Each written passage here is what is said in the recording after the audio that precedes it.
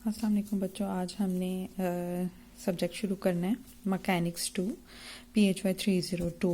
ठीक है, मेरा नाम मैम हुमा है और मेरे साथ आपका ये सब्जेक्ट हुआ करेगा।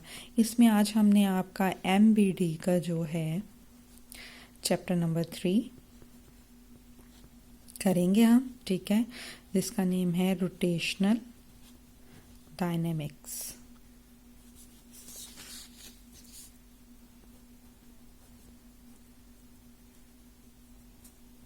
ठीक है, रोटेशनल डायनामिक के नेम से ही आपको पता चल रहा है जैसे कि हमने something about related to rotation. ठीक है, तो सबसे पहले हमें पता होना चाहिए रोटेशनल मोशन क्या होती है।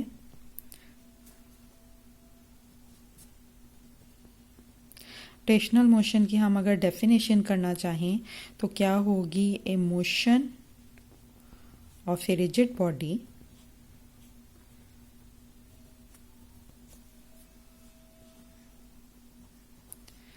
when every point of body moves in a circular motion। ठीक है, कोई भी ऑब्जेक्ट हो उसका हर पॉइंट, कोई भी बॉडी हो उसका हर पॉइंट जो है वो एक सर्कुलर पाथ के अलोंग अगर मूव करेगा या फिर सर्कुलर पाथ के अलोंग मूव करेगा, उस सर्कुलर पाथ का जो सेंटर होगा वो क्या होगा? अराउंड अ लाइन, या तो वो एक लाइन होगी या फिर वो एक एक्सिस होगा। ठीक है, या फिर वो पॉइंट होगा। ठीक है, कोई पॉइंट, कोई लाइन या कोई एक्सिस के अबाउट मूव करे तो उस सूरत में ऐसी मोशन को हम कहेंगे रोटेशनल मोशन, या फिर इसको हम एंगुलर मोशन भी कहेंगे। ठीक है, फॉर एग्जांपल है हमारे पास स्पिनिंग व्हील।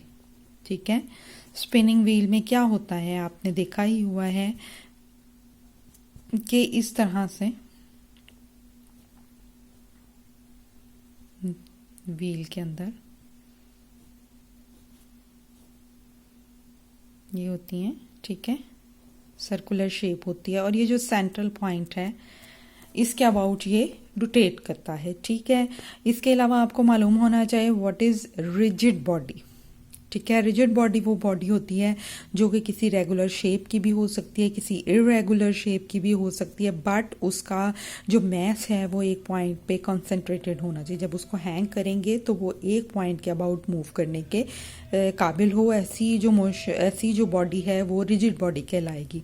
नेक्स्ट हमें पता होना चाहिए, हमने कहा कि रोटेशनल मोशन या एंगुलर मोशन है, तो देन जब बॉडी एंगुलर मोशन परफॉर्म करती है तो वो एंगुलर डिस्प्लेसमेंट, उसकी मोशन जो है, उसकी जो डिस्प्लेसमेंट है, जो वो डिस्टेंस कवर कर रही होती है वो लीनियर नहीं होता बल्कि एंगुलर होता है। ठीक है, एंगुलर डिस्प्लेसमेंट को किस तरह से हम डिफाइन करेंगे?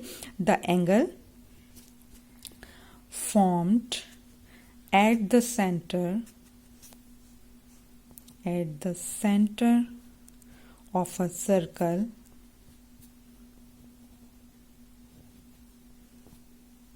between its two radii। ठीक है, टू रेडियाई मीन कि अगर जैसे ये मेरे पास है सर्कुलर मोशन कोई बॉडी परफॉर्म कर रही है। ठीक है, उसका एक सर्कल ये है जिसके अबाउट एक बॉडी मूव कर रही है, उसका जो सेंटर है उसको हमने C कह दिया। ठीक है, और जो वो बॉडी है उसका फिक्स पॉइंट ये है, जबकि बॉडी की जो मोशन है, बॉडी यहाँ पे मौजूद है। ठीक है, इनिशियल मोशन या रेफरेंस उसकी जो पॉइंट है वो उसका हम P से हैं। ठीक है, वो मूव करना स्टार्ट करती है। स्टार्ट करने के बाद एट टाइम T1 पे, at any given instant of time T पे उसकी पोजीशन ये है, इसको हम रेफरेंस ले लेते हैं। T1 पॉइंट पे और T1 टाइम पे उसका जो पोजीशन है वो यहाँ पे मौजूद होती है सर्कल में P1, और उसकी जो डिस्प्लेसमेंट है यहाँ से लेके यहाँ तक का जो फासला है वो क्या होगा? वो रेडियाई होगा, वो भी R होगा, ये भी R होगा। ये T1 पॉइंट पे है। T2 टाइम के ऊपर जो है जबकि वो T2.T1 प्लस डेल्टा टी के बराबर है, ठीक है, उसकी जो पोजीशन है बॉडी की वो क्या है, वो है P2।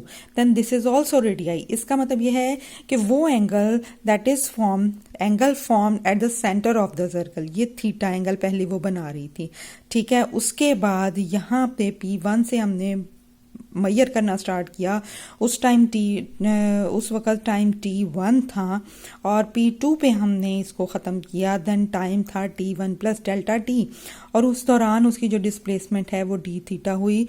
दो रेडियाई के दरमियान जो एंगल बन रहा था that is called angular displacement, और वो कितनी थी, डी थीटा। या फिर इसको हम इस तरह से भी डिफाइन कर सकते हैं, when a body rotates about axis of rotation then angle formed between the two radii, ठीक है, when angle formed at the center of a circle between its two radii if a body rotates about axis of rotation is called angular displacement, ठीक है, of rotation, ठीक है। Unit इसकी क्या होगी, इसकी एसआई यूनिट जो है वो रेडियन है, ठीक है, उसकी एसआई यूनिट जो है एंगुलर डिस्प्लेसमेंट की वो रेडियन है, ठीक है। रेडियन को हम कैसे डिफाइन करेंगे, the angle subtended at the center of the circle at the center of the circle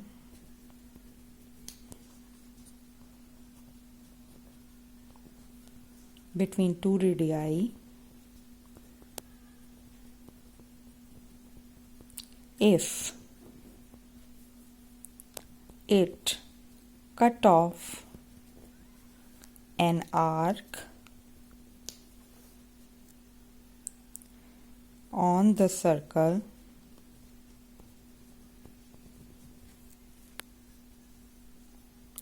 equal to radius of circle। मतलब थोड़ा सा इसको देख लेते हैं किस तरह कि ये हमने कहा था ना कि एंगुलर डिस्प्लेसमेंट क्या हो सकती है, पॉइंट P1 और पॉइंट P2 दो इसकी पोजीशन है, दोनों पोजीशंस पे उसका सेंटर ऑफ द सर्कल से फासला कितना है, यहाँ पे भी आर है, यहाँ पे भी आर है, इन दोनों रेडियस के दरमियान जो एंगुलर डिस्प्लेसमेंट है वो डी थीटा है। और ये जो एंगुलर डिस्प्लेसमेंट है ये 1 रेडियन कब होगी, जब ये जो हमारे पास आर्क है P1 और P2 के दरमियान, ठीक है, ये जो आर्क है ये वाली, ये आर्क, इसकी जो आर्क लेंथ है अगर वो भी रेडियस ऑफ सर्कल के इक्वल होगी तो एंगल कितना होगा, एंगल होगा 1 रेडियन, ठीक है। अब यहाँ से यहाँ पे हम दोबारा आ जाते हैं, हम कंसिडर कर लेते हैं एक पॉइंट P है, यहाँ पे कोई ऑब्जेक्ट है मौजूद, ठीक है। फॉर एग्जांपल अगर हमारे पास एक मैसलेस रॉड है जिसका एक एंड जो है वो C है, दूसरा एंड जो है वो P है, P जो है वो मूव कर रहा है जबकि C जो है वो फिक्स है, ठीक है। अब इस मीन्स के C जो है यहाँ से उसका axis point of pivot point कह सकते हैं इसको सेंटर ऑफ द सर्कल कह सकते हैं, इसको एक्सिस ऑफ रोटेशन भी कह सकते हैं, जो भी आप चाहें, ठीक है। P पॉइंट जो है वो सर्कुलर मोशन परफॉर्म कर रहा है। इसी तरह से यानी ये उसका एंड पॉइंट है, अगर यहाँ पे कोई पॉइंट ले लेंगे वो भी सर्कुलर मोशन परफॉर्म कर रहा है, यहाँ पे जाएंगे तो वो भी सर्कुलर मोशन परफॉर्म करे। इस तरह इसकी जो मोशन है वो कौन सी मोशन है, वो है रोटेशनल मोशन, ठीक है। अब इसको हम मैयर करना चाह रहे हैं, मैयर करने के लिए हम क्या करेंगे, ये रॉड है CP at any given instant of time पे इसका जो है पोजीशन है वो P है, ठीक है, इसकी ये पोजीशन है CP, इसको हम रेफरेंस ले लेंगे। इसकी टोटल लेंथ कितनी है, R इसकी लेंथ है जो कि रेडियस ऑफ द सर्कल है, ठीक है। अब हम कोई भी given instant of time T1 ले लेते हैं, ठीक है, T ले लेते हैं, T1 ले लें, जो आपकी मर्जी है, ठीक है। उस पॉइंट पे इसकी पोजीशन जो है हम कहते हैं P1 है, फिर वो रोटेट करती जाती है at time T plus delta T। इसको डेल्टा को हम ऐसे भी लिख सकते हैं और हम यूं भी लिख सकते हैं, ठीक है, दोनों सेम है। ये पार्शल है, जबकि टाइम का जो चेंज है बहुत बहुत बहुत स्मॉल होगा तो हम इसको ऐसे लिखेंगे। अगर जो है वो टाइम का जो चेंज है वो डेफिनेटली हमें पता होगा, हम इसको यूं लिखेंगे dt। ठीक है, किसी भी तरह लिखा जा सकता है, कोई हर्ज नहीं है। अब p को हमने रेफरेंस ले लिया था at any given instant of time t1 पे, इसकी पोजीशन जो थी वो p1 थी, उसकी एंगुलर डिस्प्लेसमेंट कितनी थी, थीटा। ठीक है, फिर वो रोटेट करता गया at any given instant of time t2 पे, उसकी जो कि t2 जो कि इक्वल है t1 प्लस डेल्टा t, या इस तरह भी लिख सकते हैं, इस तरह भी लिख सकते हैं इसको, उसकी एंगुलर डिस्प्लेसमेंट अब p के हवाले से हो गई थीटा प्लस डी थीटा। ठीक है, p के हवाले से हो गई theta plus D theta. Then इसको हम यूं लिख सकते हैं, टाइम इंटरवल t1 पे डिस्प्लेसमेंट कितनी है,